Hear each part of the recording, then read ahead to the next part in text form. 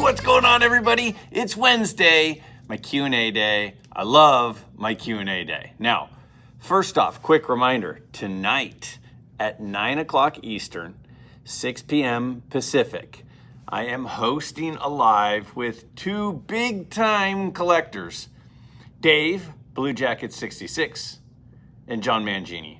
And we are going to be discussing the whole topic of altering, restoring cards. Now, I'm there to be a moderator. I'm not going to be giving a ton of opinion and insight and I'm sure I'll chime in some, but more than anything, I want to hear from these guys. And I think a lot of us do because they've been in the collecting world for so long. They have so much experience. They have so much knowledge, especially of rare, older, pre-war stuff, which are the cards that generally are the ones that people restore. Not a lot of people are doing a ton of restoration of a 2022 Joe Burrow Prism card, right? So that's interesting. That's fun. That's on tap for tonight. Please come out and check that out. Now, today is the Wednesday Q&A, and normally I have 5 questions, and sometimes I've even had 6. This week I have 4, and the reason I would have been happy to do a 5th. The reason I have 4 this week is because I only had 4 questions. So if you have a question and you're interested in my opinion, my take, my thoughts, whatever it is, go ahead and down below in the comments, simply type out your question. That is how you submit a question for this next week's episode. So we have 4 questions this week, 4 great questions, and I'm excited to give you my thoughts on these. And let's go ahead and take a look at the first question right now. I have a question. When I got into collecting in the 80s, there was a Beckett definition of what a rookie card was. The first card of a player I saw in a set sold in packs at retail. That meant they gave rookie cards that appeared in traded or update sets the XRC designation in Beckett price guides, and did the same with the 85 Topps cards of players from Team USA in the Topps baseball set, Mark McGwire, for example. Now rookie cards come with RC on the card, but not all are rookies. I saw a 2022 Bowman card of New York Mets third baseman Brett Beatty with the RC on it, but then saw a 2023 Bowman Brett Beatty that also had the RC.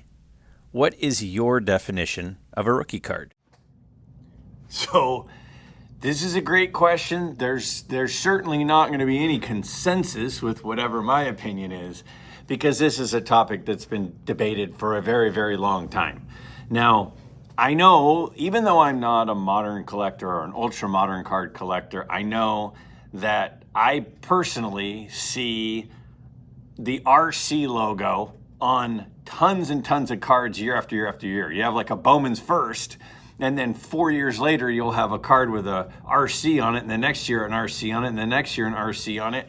And it's like, it kind of feels like a bit of a money grab by the manufacturers, right? I mean, why would they throw RC on there? Because it feels like the card is more in demand if the card has the RC for being a rookie card. So if they can keep stamping that on young prospects, young phenoms, and, sorry, but I'm not following the prospects in the, New York Mets organization so much. So the player that was mentioned there, I think the point of 2 years in a row, we have a rookie card logo. How's that make any sense? It doesn't. It absolutely doesn't. But this is nothing new. I mean, what is a rookie card has been something that has been talked about for a long, long time. I mean, a very famous, well-known example is the Carl Yastrzemski rookie card. Like, a lot of us think of the Carl Yastrzemski rookie card as the 1960 Topps card. It's got the orange, the Sport magazine, the, rookie star card.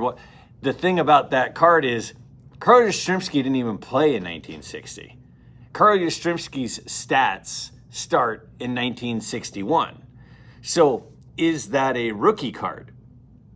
Is the card from the 1960 set his rookie card, or is it a prospect card? Right? And then the rookie card being the 1961 card. Now, I've had both. I have the 1960 card. For me, that's the more desired card, is the one from the 1960 set, even though his stats don't start until 61. So then that begs the question, well, who cares what the rookie card is? What matters is the more desired card. Well, some people care. Victor, if you've never seen Victor's channel, the rookie card specialist, great guy. I was able to be on a live stream with him not that long ago on a channel, on the For Collectors collaboration channel. And we were doing some rookie card rankings, and Victor is all about rookie cards. He's got a very cool website about it. He's got a great channel that focuses on it, not solely, but largely. He's talked about writing a book on rookie card stuff. And, so when we're talking rookie cards, I tend to go, well, who's the person who's really in tune with what a rookie card is? And Victor would be the person I would probably turn to. Now, when you look at his website, he kind of goes into this explanation about categorizing rookie cards. There's not just a rookie card. There are prospect cards, there are rookie cards, there's all these different criteria. And he kind of categorizes them into 4 different areas. And of those 4 different areas of a, quote, rookie card is the true rookie card. And what a lot of people would say about a true rookie card is it has certain criteria that makes it fit into being the rookie card. Now, some people would say to be a true rookie card, it needs to have come in packs. Now, if it has to have come in packs, then, are we talking like packs with random cards? Because, we talk about the Jordan Star card. Is the Jordan Star card actually his true rookie card if they came in team sets? They didn't come in packs. They weren't random. Some people would say, no, that's the reason it's not his true rookie card. His true rookie card is the 86 Fleer card. So I get that argument. Some people say it doesn't need to be in packs. It just needs to be widely distributed. And when we go back to widely distributed, some cards came in machines, right? Some cards came in magazines. What is the actual rookie card? Wasn't the first Wembanyama card came in like a Sports Illustrated for kids, right? So is that the true rookie card? Because that's his first card that was widely distributed, but it didn't come in packs and it wasn't. So it gets confusing for sure.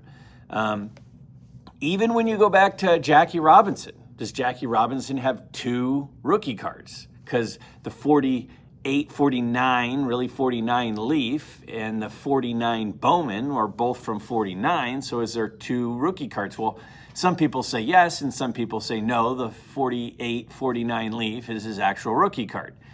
Same thing with like Warren Spahn. Is the Leaf a rookie card, or is the Bowman the only true rookie card? Other guys like Otto Graham. Otto Graham has a 1950 Bowman card, which most people would say is his rookie card. But then he also has an exhibits card, and the exhibits card was distributed from 48 to 50. And then you say, well, was Otto Graham distributed in 48 and 49, or was his card only distributed in 50?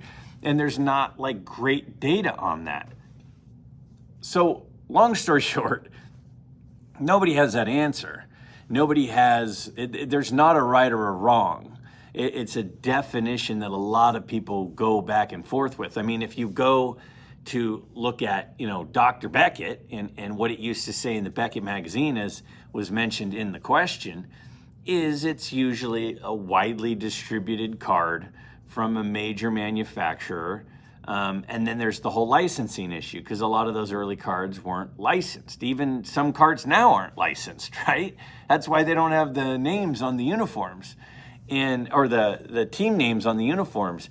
So were these cards that aren't licensed, are they actual rookie cards? It makes it very, very difficult. There was a Burke Ross Bob Cousy before his Topps rookie card.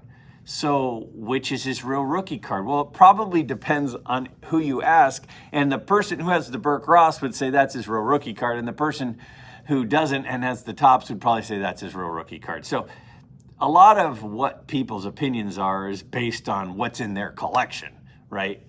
If you're asking me personally, it doesn't matter a ton to me. I want to collect the cards that I like. It's cool to collect their rookie card, but at the end of the day, the answer is not what does Greg think or what does Victor think, even though Victor is like an expert in this area, and I'm certainly not.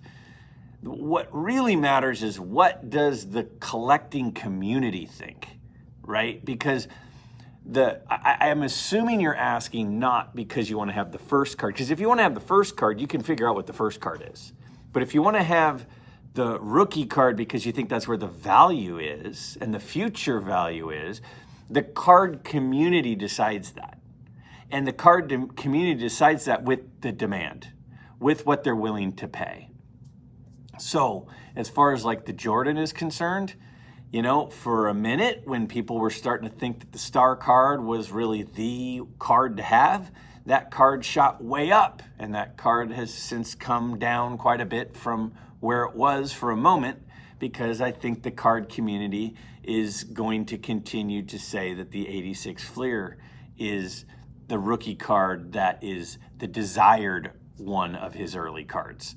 So I personally would say buy the early card that you like. Don't buy the early card that you think people consider the rookie card per se. Because if you're buying the early card because other people think it's the first card or other people think it's the premium card and you're not buying the one that you enjoy, then I don't really, again, know what we're collecting for. So I don't have an answer because it's not a question with a right or a wrong answer. But, you know, for me, for example, I like Warren Spahn. He has a 48 Bowman and a 49 Leaf. I'd like to have both of them. I'd like to have his 49 Bowman as well. You know, I have his 50 and 51 Bowman. I don't have his 49 or his 48. So I would just say if you're into that player, collect whichever one of the early cards you would most like. When I talk about cards like from the 80s, you know, I think of Clemens, Roger Clemens, as having really kind of 4 rookie cards: his Topps, his Fleer, his Donruss, and I also kind of consider his 84 Fleer Update to be one of his rookie cards. So I'm not the right guy to ask because I don't have a strong opinion. And one of the reasons that I don't have a strong opinion is because I don't know how much it really matters to me. It certainly matters to some people, but I don't think it really matters to me. But if you're looking for the premier card of a player from their early cards, I think the way you can decide what the community feels is the best rookie card or the true rookie or the desired rookie is look at the one that has the highest price, because that's where the demand is at the most. I keep a record of all of my purchases. On a recent submission, I received a 10, so I contacted the seller of the card to let him know. Is this an odd thing to do? Do sellers want to know what a card got graded that they sold? So super interesting question here.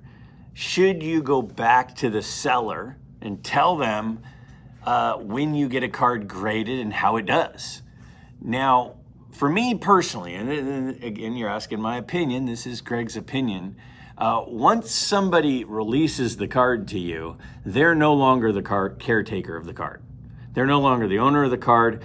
And my guess is they, at that moment that they've sold it, they just want to cut off communication with that card. That's my guess. Now, I've had one time that this happened. So I've talked a lot about how I, for a while, went through a stretch of, 5 or 6, 7 years that I wasn't heavy into cards. I was heavy into ticket stubs. And I had, a Jesse Owens ticket stub from when he won a gold medal. I had a Derek Jeter ticket stub from the game with the flip play. I had a Reggie Jackson ticket stub from when he had 3 home runs in a World Series. I had quite a few ticket stubs, and that's just a very small example of many that I had. And one of the ticket stubs that I had was that Jesse Owens gold medal ticket stub. And all of the ticket stubs, I've never had a ticket stub that was graded. Every one of the ticket stubs I've ever had was ungraded. And I sold the ticket stub for the Jesse Owens to somebody on eBay. And after he bought it, he got it graded. And he contacted me and said, hey, I got the Jesse Owens ticket stub back and it graded a 6. It looks great. I really like it. Really happy with the grade.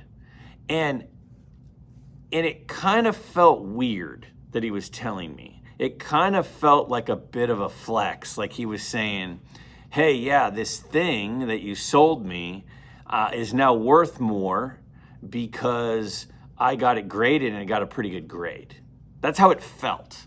Now, I don't know anybody's intentions, and ultimately, whenever I react to something, what I try to do first is I try to look at the person's intentions.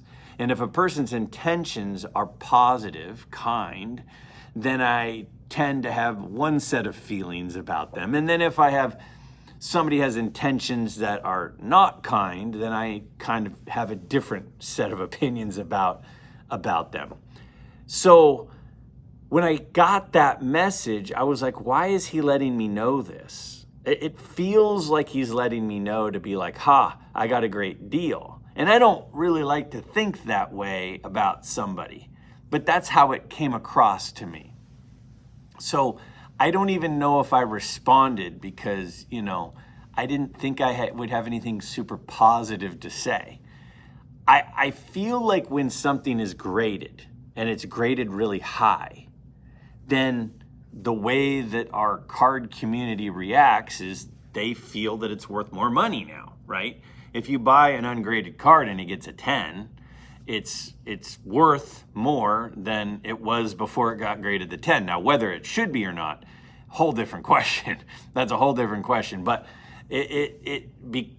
based on sale prices, when a card goes from ungraded to graded in a 10, it's going to sell for more. It has additional value. So by contacting a person and saying, hey, it got a 10, you're saying, hey, that thing you bought, you sold me for this, is now worth this. Look at me, it's now worth this. And even if your intentions are not to be like, I got a great deal, I just bought this thing and it's now worth way more than I bought it for, I could see how it could be received that way, even if that wasn't how it was intended. So I don't think most people, when they sell a card, they sit around and go, oh man, I wonder how that card's doing. I wonder if they sent it in for grading and how it got graded and what grade it got. I don't think they're thinking that. I don't think people are curious about the future of their past possession. It would be like this, we had a house before the house we live in now, right? And we sold it for like $210,000. I would guess right now it's worth $500,000. If the new owner of that house emailed me and said, hey, super happy in the house you sold us, 15 years ago, really enjoying the neighborhood, really love the house, thrilled with the fact that, the recent appraisal is $500,000. Couldn't be happier. I would be like, why are you telling me this? Like, that's I think the comparison. So even though there are times that we might share information with people with good intentions and positivity and not trying to make people feel a certain way, I think that the way things might be received aren't always the way we intend them to be received. So if it was me, I would probably say, once you buy a card, I would probably not go revisit that person and let them know about your good fortune with the card. That would be my advice, but I certainly could see why people would be reaching out for positive reasons, not reasons that could be interpreted as negative. Does the P in PSA stand for professional? What is the definition of a professional? Is it more than someone who does something for a living? Take baseball. There are a lot of professional baseball players who are not very good at what they do. Now, this is another interesting one. My goodness, the can of worms we could get into if we want to start talking about the grading companies. Oh, I mean, I've heard people say that the best thing that ever happened to sports cards are grading companies. And I've heard people say the worst thing that ever happened to sports card are grading companies. And I think both make a really good point. I think I could totally see both sides. And there are some people who say, the same person says it's the best thing and the worst thing. It's both. I could see that perspective. The problem with grading companies, well, I mean, where do I begin, right, with grading companies? And I know this isn't exactly the question, and I'm not going to go all the way down this rabbit hole, but I am going to say we have to continue to keep in mind that the grading companies are opinions. They're not facts. See, it's not a noun. The grade is not a noun. It is a 10. It is an adjective. It describes the card. It doesn't become the card. So when we use the word as a noun, this 10 versus this card that was graded a 10, it changes what value we allow the grading companies to have over us. And I think that's something we have to be careful of, and that's one of the reasons I'm going to continue to try to remind us through just, my opinion, that these are grades that were assigned. And I know people tease me about it. They go, oh, Greg says it was just assigned a 9. It's not a 9. Well, it was. It was just assigned a 9. That's why you could take the same card, crack it out, and send it back in and get a different grade, because it's assigned a different grade. It's not a 9. It was assigned a 9, and next time it might be assigned an 8. And next time it might be assigned a 10. And next time it might be assigned an 8.5. If it was a fact, it wouldn't change, right? The fact that it changes shows it's an opinion. Opinions change. Facts don't change. Facts don't change. Opinions change. That's why grades can change, because they're opinions, not facts. So the point of your question is the professional part. I get it. You're saying what makes somebody a professional grader? They're calling themselves a professional grading company, and they have people that are doing grading, but there's no sort of like certification, right? And in a lot of industries, you need certifications to be a professional. I mean, if you want to be a doctor, you have boards you have to pass, right? You have certain things you have to stay current on. If you become a lawyer, if you want to become an attorney, you have to pass the bar exam. In the state that you're in, you have to take certain number of hours to stay up on laws and things. You don't just get to, say, oh, I'm an attorney now. You have to get certifications to become a teacher.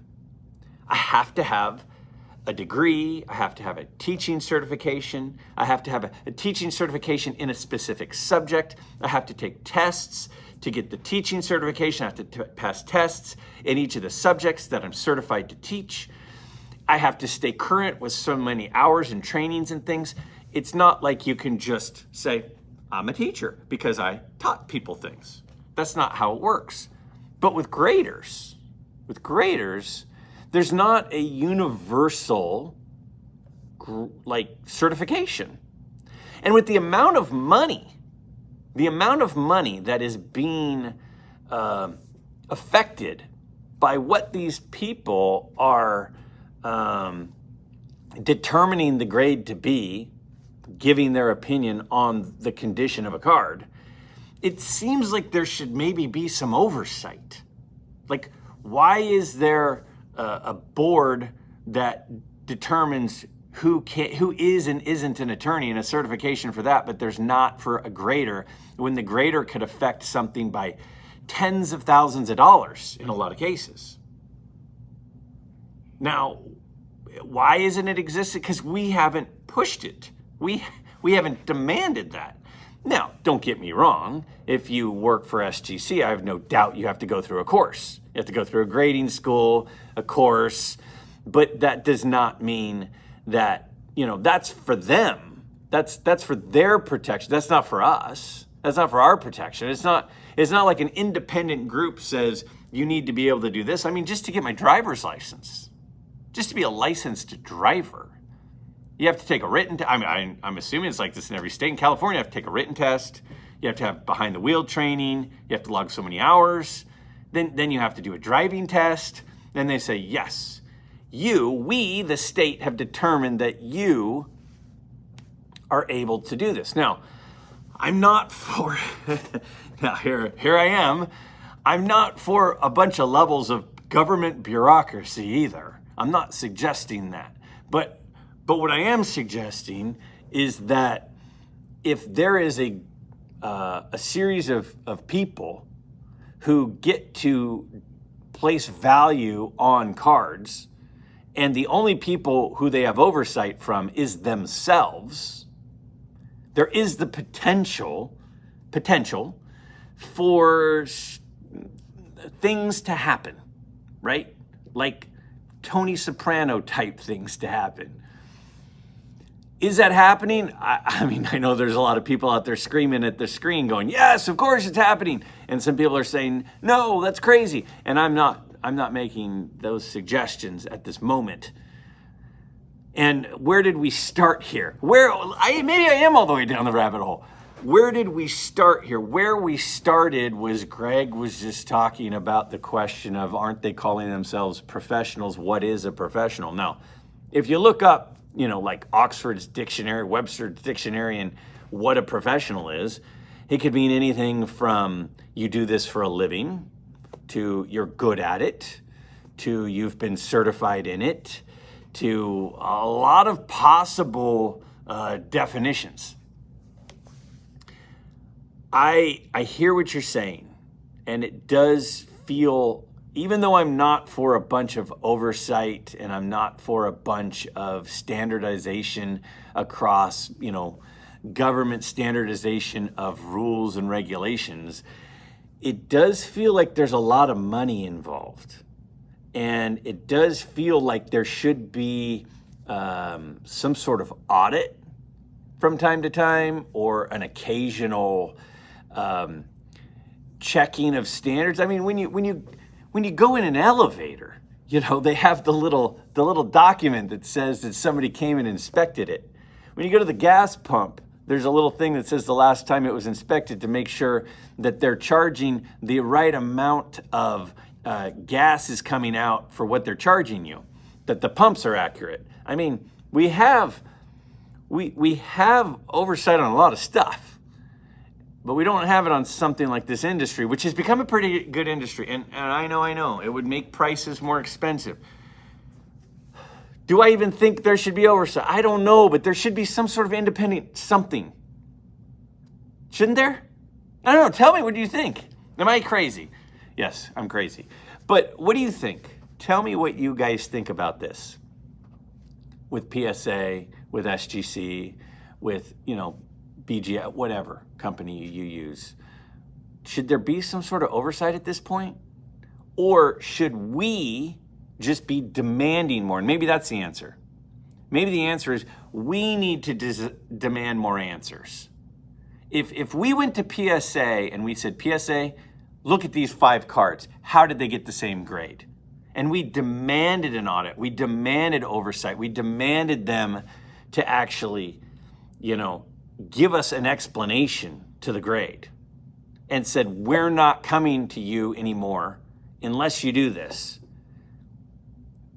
Then they would have to do it. See, I guess that's the answer. We are the oversight. our dollars, our money is the oversight. If we say no more, not here, to the grading companies that we're unhappy with, if you're unhappy, then we force their hand. But that as long as there are enough people who keep sending cards in and not demanding these things, there aren't going to be those audits. There aren't going to be the grading reports. There aren't going to be any oversights, because why should they? Just add to their cost, right? So I'm not sure if I answered your question, and I'm sure I'll get blowback for this opinion, but I don't know. Won't be the first time or the last. Do you worry about your cards being stolen? What do you do, if anything, to protect your collection? Safe deposit box, insurance, etc. I've had this question asked to me a few different times in a few different ways. I don't really have a great answer. I don't do anything crazy. And one of the reasons I don't do anything crazy is because my collection's not that valuable. Now, if I had $1 million collection, if I had a $100,000 collection, if I had a $80,000 collection, I would certainly at least have something in my homeowner's insurance to protect my cards. And that would probably require some sort of appraisal and things, and it's not very expensive. I'm probably getting to the point where I need to start thinking about that, but just barely. I mean, I don't know what my collection is worth, maybe $30,000. I mean, it wouldn't break me if something happened to my collection. And at the end of the day, insurance is really designed to prevent something catastrophic from happening. You know, if somebody stole $30,000 from me, it would hurt, but it wouldn't ruin me, right? So it's getting close to the point where I would want to do more to protect it. Now, with that said, so insurance, if your collection is worth much, you know, and what is much depends on your income, depends on your lifestyle, depends on your situation, on what a lot is. But I would say insurance is number one, the first thing I would recommend. Now, for me, any card that is worth a lot, and a lot for me is different than a lot for a lot of you. For me, a lot is anything over about $500. Those cards go into my safe. And I have a very big, very durable, very large safe that has a lot of things in it. That is where the expensive cards go. So I have, I don't have the insurance policy yet. It's probably coming in the not too distant future. The expensive cards are locked, bolted, very difficult to access, I can tell you that much, in a safe. The things under $500, I have just not. I mean, you're not trying to rob me, right? No. The things that aren't more than $500 wouldn't cripple me, right? Wouldn't ruin me. So I like to enjoy them, so they're more readily accessible. They're not just like, sitting on the doormat by the front door, but they're not under lock and key, right? I mean, you're asking personally, so I guess I'll give my full explanation. I lock my doors. I definitely have means of protection for my family. I have video cameras on my home. I live in a gated community where, you have to check in at the gate to get into the community. So I feel like I have several layers of protection for my collection. But for me, I don't have anything anywhere near a safe deposit box. I mean, I can't see myself spending so much money on a card that it would ever need to be in a safe deposit box. But there's no doubt that there are people who do. That's just not me. I'm a teacher. My income is very middle of the road type guy. So I don't anticipate ever having a safe deposit box card. But I have safe cards, and And I definitely would encourage anybody with a substantial collection to get it insured, for sure.